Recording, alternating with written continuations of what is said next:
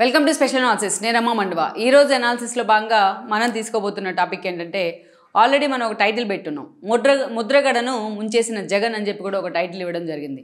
ఈరోజు చూసినట్లయితే నిజంగానే ముద్రగడ జగన్మోహన్ రెడ్డిని నమ్ముకుని తాను రోడ్డును పడే ప్రయత్నం జరిగిందా, లేకపోతే జగన్మోహన్ రెడ్డి ముద్రగడను ఫాలో అయ్యి ఈరోజు నిండా మునిగారు అన్నది చాలామందికి అర్థం కాని ప్రశ్న. కానీ ఓవరాల్గా ఇప్పటికీ ముద్రగడ అభిమానులకు కానీ, ఆయన ఫాలోవర్స్కి కానీ, ఆయన ప్రత్యర్థులకు కానీ ఈ రోజుకి వస్తున్న క్లారిటీ ఏంటంటే, నిజంగానే ముద్రగడను జగన్మోహన్ రెడ్డి నిజంగానే ముంచేశారు అనేది ఈరోజు నడుస్తున్న చర్చ. తాత్కాలిక అవసరాల కోసమో, తాత్కాలిక రాజకీయ అవసరాల కోసమో ఈరోజు ముద్రగడ లాంటి ఒక నేత జగన్మోహన్ రెడ్డిని నమ్ముకొని తన రాజకీయ జీవితాన్ని కూడా ఫుల్ స్టాప్ పెట్టుకునే ప్రయత్నం చేశారు. కింద పడ్డా తానే పైచేయి అన్న విధంగా ఆయన వ్యవహరిస్తున్న తీరు నిజంగానే ముద్రగడ రాజకీయ భవిష్యత్తునే కాదు, ఆయన వారసుల రాజకీయ భవిష్యత్తును కూడా ఈరోజు డైలమాలో పడేసే పరిస్థితులు అయితే కనిపిస్తూ ఉన్నాయి.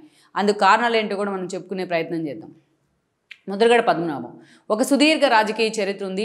టీడీపీ నుంచి, కాంగ్రెస్ నుంచి పలుసార్లు ఆయన కీలక పదవుల్లో కూడా పనిచేశారు, ఎమ్మెల్యేగా పనిచేశారు. అలా సుదీర్ఘ రాజకీయ చరిత్ర అయితే ఉంది. తనకంటూ కూడా కాపు సామాజిక వర్గం నుంచి వచ్చిన ఒక రెప్యుటెడ్ నేతగా కూడా అప్పట్లో పేరుండేది. అయితే రాను రాను తన ఏజ్ పైబడిన కొద్దీ రాను రాను తన ఉద్యమ ఆకాంక్షలు కూడా తగ్గుతూ వచ్చాయి.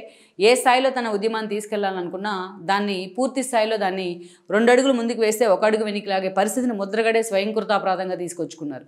ప్రత్యేకించి ఆయన గురించి చెప్పుకోవాలి అంటే 2014లో టీడీపీ అధికారంలోకి వచ్చిన సందర్భాన్ని చెప్పుకోవాలి. 2014లో టీడీపీకి అధికారంలోకి వచ్చిన మరుసటి రోజు నుంచి కూడా ముద్రగడ వైసీపీ ట్రాప్లో ఇరుక్కున్నారు. ఒక భూమన కరుణాకర్ రెడ్డి దగ్గర నుంచి ఒక అమ్మటి దాకా ముద్రగడను వెళ్ళి వాళ్ళు చాలాసార్లు ప్యాంపర్ చేస్తూ వచ్చారు. ఆ విజువల్స్ కూడా బయటకు వచ్చాయి. వాళ్ళు ట్రాప్లో పడ్డారా, లేకపోతే ముద్రగడ నిజంగానే జగన్మోహన్ రెడ్డి వైపు నుంచి భారీ ఆఫర్లు వచ్చాయో మనకు తెలియదు. కానీ అప్పటి నుంచి కూడా ముద్రగడ కాపు రిజర్వేషన్ల అంశాన్ని ఎత్తుకున్నారు. కాపు రిజర్వేషన్ అంశం పేరుతోని తుని రైలు తగలబెట్టే దాకా కూడా ఇన్సిడెంట్స్ వెళ్ళాయి. ఆయన మీద కేసులు కూడా పడ్డాయి. ఎన్నోసార్లు రూములో కూర్చొని పళ్ళాలు మోగిస్తూ ఆయన పోలీసులను ఇబ్బంది పెట్టిన సందర్భం ఉంది. అదే స్థాయిలో ఆయన హౌస్ అరెస్టులు చేస్తూ ప్రభుత్వం కూడా ఇబ్బంది పెట్టిన సందర్భం అయితే ఉంది. అలా ఒక షార్ట్ హోయిల్లోనే చంద్రబాబు నాయుడికి ఒక ఇరిటేషన్ పాయింట్గా తయారయ్యారు ముద్రగడ. స్టార్టింగ్లో మనం చూస్తే ముద్రగడ చేస్తున్న ఉద్యమం నిజమేమేమని అనుకుని ఒక చిరంజీవి దగ్గర నుంచి ఒక దాసారి నారాయణ దాకా, ఒక గంట దగ్గర నుంచి ఒక వంగవీటి రాధ దాకా అందరూ కూడా చాలామంది ఆయన సపోర్ట్ చేస్తూ వచ్చారు.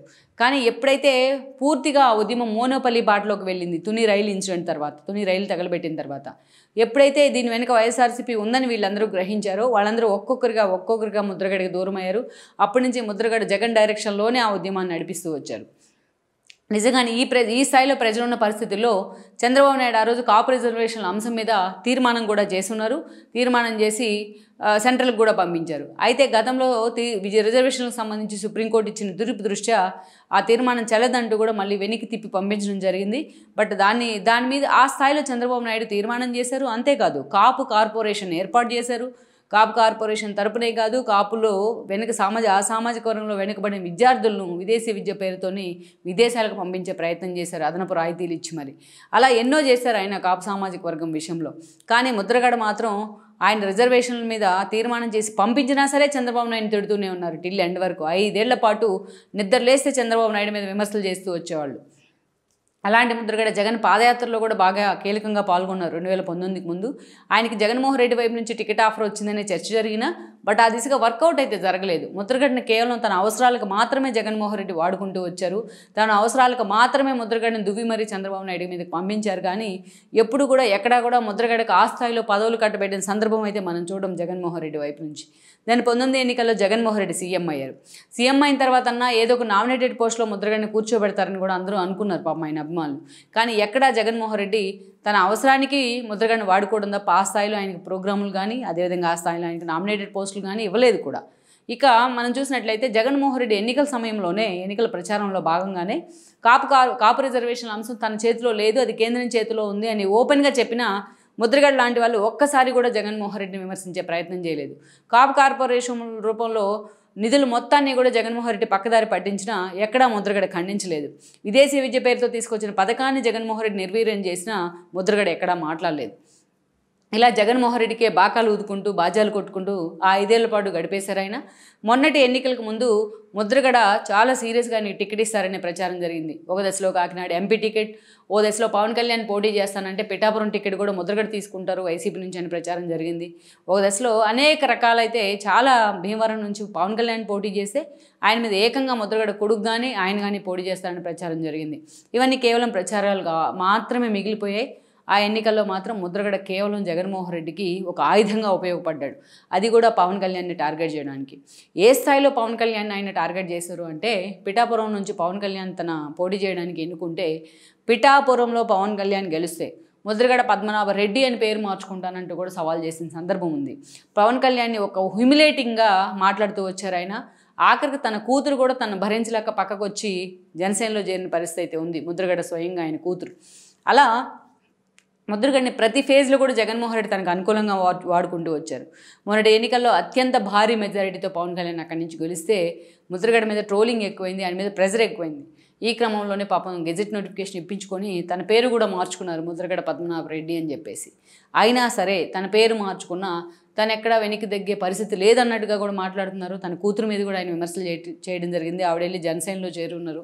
ఇక ఈరోజు చూసినట్లయితే ముద్రగడ పద్మనాభం గతంలో పత్తిపాడు నుంచి ఒకసారి ఓడిపోయిన తర్వాత అసలు ఆ సీట్కే నేను వెళ్ళనంటూ కూడా ఆయన మాట్లాడారు. కానీ ఈరోజు చూసినట్లయితే అదే సీట్ నుంచి తన కొడుకు గిరిబాబుని జగన్మోహన్ రెడ్డి అక్కడ సమన్వయకర్తగా ఇన్ఛార్జిగా ప్రకటించారు.